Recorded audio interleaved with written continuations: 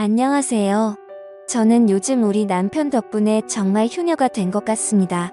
왜냐고요? 우리 자상하고도 섬세한 남편은 저뿐만 아니라 제 친정엄마한테도 신경을 써줍니다. 친정엄마가 어디 아프시다고 하면 바로 병원으로 모시고 가주고 뭐 먹고 싶다고 저에게 얘기를 해서 남편에게 말을 하면 남편이 바로 알아듣고 바로 음식점을 예약을 하고 그럽니다. 그리고는 다음부터는 저한테 직접 말씀하시라고 굳이 집사람에게 말해서 보답 느끼게 하면 저도 그런 거 싫다고 말을 합니다. 세상 어떤 남자도 부럽지 않을 만큼 저한테도 저희 친정엄마한테도 잘해주는 우리 남편을 저는 너무 자랑스러워합니다. 그래서 친구들한테도 우리 남편네 친정엄마한테도 엄청나게 잘해준다고 입이 아플 정도로 자랑했습니다. 니네 남편은 평생을 살아도 친정에 뭐 해다 준 거 있냐고 하면서 애들이 절 재수없어 할 때까지 자랑을 했습니다. 그런데 저를 예전부터 조금씩 일을 하던 친구가 저에게 야, 네 남편 혹시 네 친정엄마 돈 보고 네 친정엄마랑 바람다면 어떡하냐고 하더라고요. 야, 그럼 정말 꿀잼일 텐데 하면서 비웃듯이 저에게 말을 했습니다. 저는 그 말에 야, 너 선 넘는다 자제해라 하고 조금 정색을 하고 말했습니다. 그러자 친구는 흐뭇하면서 딴청을 피우더군요. 그런데 저도 여자인지라 남편이 저에게만 잘해주면 되는데 굳이 저희 친정엄마에게 이렇게 잘해주는 이유가 궁금했습니다. 진짜 우리 집 돈 때문일까 아니면 정말 혹시 우리 친정엄마랑 하는 생각이 들었습니다. 저는 그래서 친정엄마랑 남편이 그런 사이인지 아닌지 확인을 하기 위해 조금 남편의 뒤를 밟았습니다. 그런데 정말 제가 그동안 몰랐던 것들을 알게 되었습니다. 남편은 그동안 저 몰래 저희 친정엄마를 자주 만났던 거예요. 친정엄마는 사실 다른 나이 드신 주부와는 다르게 조금 젊어 보이고 관리를 아주 잘한 편입니다. 그래서 어떨 때는 저보다 어려 보여서 친정엄마한테 조금 자격지심이 있는 편입니다. 그래서 결혼을 하고 나서부터는 친정집에 찾아가는 게 자연스레 줄어들어서 친정엄마가 뭐하고 사시는지 관심이 없었습니다. 그런데 저 모르게 우리 남편을 만나서 엄청 후유오식을 하고 있더군요. 남편은 저희 친정엄마를 데리고 저와는 한 번도 가본 적이 없는 고급 레스토랑의 아쿠아리움 그리고 심지어 미술관과 전시회 등 보통의 여자들이 자신의 남자친구 또는 남편과 같이 가고 싶어하는 곳들을 갔습니다. 제가 자신들을 미행하고 있다는 것은 눈치채지 못하고 온갖 연인들이 할 수 있는 행동도 서슴지 않고 했습니다. 손을 잡는 것은 기본이며 얼굴에 뭐가 묻었으면 그 크기 큰 손으로 자신에게는 장모임 여자의 얼굴을 살포시 잡으며 휴지로 닦아주는 그런 행동까지 했습니다. 그리고 더욱 저를 부들부들 떨리게 하고 열이 받게 한 것은 호텔이었습니다. 저도 남편과 살면서 한 번도 가본 적이 없는 호텔이었습니다. 집에서 그냥 밥 먹거나 여행을 가도 그냥 당일치기로 갔다 오는 것을 좋아하는 남편이었는데 제가 알던 남편은 다른 사람이었습니다. 자기 장모와 함께 있는 남편 놈은 활짝 웃으며 어떤 호텔이 좋을까 또는 장모에게 자기라고 부르며 어느 호텔을 가야 더 좋은 서비스를 받을 수 있을까 등등 저한테는 전혀 보이지 않았던 모습들을 보이며 저를 더욱 비참하게 만들었습니다. 저는 그렇게 둘이 미행하던 도중 갑자기 너무 비참한 나머지 도중에 집으로 돌아왔습니다. 나는 이제 남편에게 관심거리 중에 10분의 1 정도도 차지하지 못하는 건가 하는 생각과 함께 정말 남편을 어떻게 해야 하지 온갖 생각이 들었습니다. 바로 그 순간 집 현관 도어락 비밀번호를 누르고 남편이 들어오는데 저는 눈이 돌아버려서 제 옆에 있던 석고상을 남편에게 던졌습니다. 그 석고상은 정확히 남편의 머리에 맞았고 남편은 결국 119 구급차에 실려가게 되었습니다. 저는 구급차에 따라 타고 병원으로 이송이 된 후 남편이 응급실에 누워서 치료를 받는 도중에 그냥 병원을 나왔습니다. 그리고 제 친정엄마에게 가서 당신이 잘 가지고 놀던 내 남편이 지금 병원에 있으니 한번 가보라고 그렇게 말했습니다. 친정엄마는 사색이 되어서 병원으로 달려갔고 저는 제 집으로 가서 커피를 마시면서 어떻게 상황이 발전해 가는지 기다렸습니다. 저에게 아무 연락도 하지 않는 친정엄마는 제 남편을 데리고 집으로 왔습니다. 자신이 바람을 핀 남자를 데리고 남자의 와이프이자 자신에게는 딸인 사람의 집에 와서 잘도 챙겨주더군요. 저는 그런 여자를 보고 저를 낳아준 제 엄마라는 사실도 잊은 제 그녀의 얼굴에 물을 끼얹었습니다.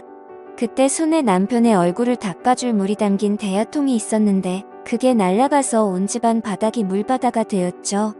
친정엄마는 저를 보며 이게 무슨 짓이냐고 저를 보며 말했습니다. 저는 제 친정엄마에게 얼굴에 철판을 깔아도 유분수지 딸이 떡하니 앞에 앉아 있는데 딸의 남편하고 그렇게 바람을 피냐고 그러자 그 순간 친정엄마는 저를 노려보던 눈빛이 조금 흔들리더군요. 도대체 당신의 머릿속에는 뭐가 들었냐고 그렇게 남자가 굶어서 딸의 남편이라는 것도 있고 그렇게 남의 남자를 건드리냐고 소리를 질렀습니다. 친정엄마는 그 말을 듣고 얼굴이 축 처지는 표정을 지으며 식탁에 앉아 있었습니다. 그리고 나서 그래 네 아빠는 날 여자로 보지도 않고 이제는 그냥 식모 취급을 하는데 나도 여자다 남자한테 사랑을 받고 싶고 잠자리를 하고 싶었다. 그런데 남편은 나의 여자 취급도 안 하지 내 눈에 들어오는 건 사이뿐이지. 그래서 이러는 게 잘못됐다는 것을 알고도 멈출 수가 없었다고 담화를 하였습니다.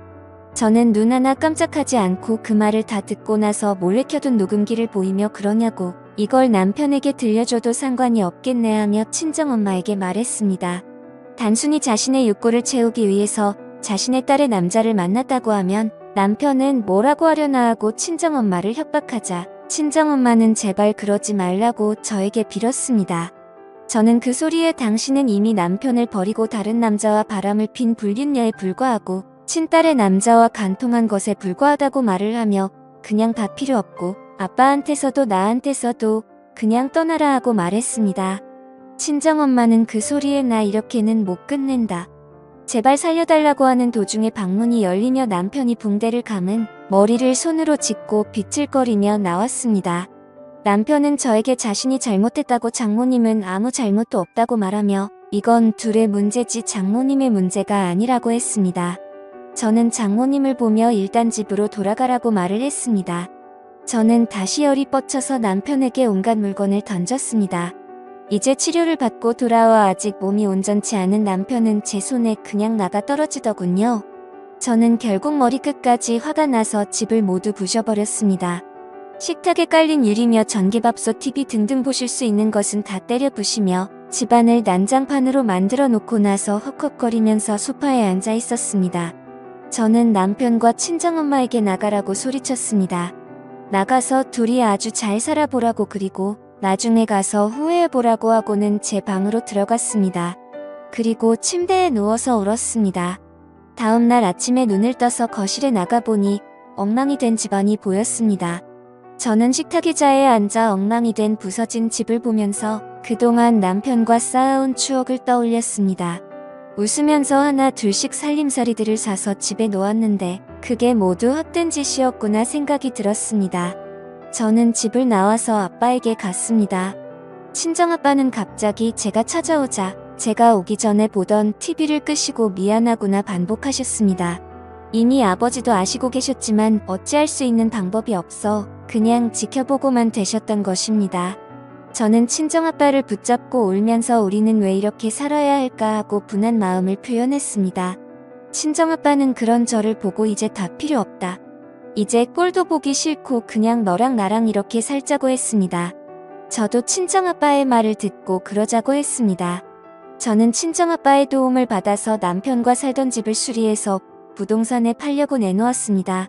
그리고 저는 짐을 챙겨서 아버지의 집으로 들어갔습니다. 친정엄마는 이미 침을 가지고 남편과 나간 뒤 이어서 아빠도 많이 척척하셨는지 제가 오니까 너무 기뻐하셨습니다. 저는 그날부터 남편과 친정엄마를 잊고 살고 있었습니다. 대신 가슴 한 칸에는 작은 마음을 품고 있었습니다. 만약 다시 내 눈앞에 둘이 나타난다면 정말 그때는 둘을 죽이고 내가 살인자가 되고 말지. 그들이 행복해하는 모습을 못 본다고요. 이런 일이 세상에 존재하는 일일까 하는 마음으로 꾸며낸 이야기라고 생각하겠죠. 하지만 실제로 겪은 사람은 정말 지옥보다 더 심한 고통을 겪으면서 살고 있습니다. 여러분은 이런 일을 겪지 않으셨으면 하는 마음과 함께 여러분에게 조언을 드립니다. 여러분의 가정은 여러분들이 지키는데 가장 좋습니다. 제 사연 들어주셔서 감사합니다.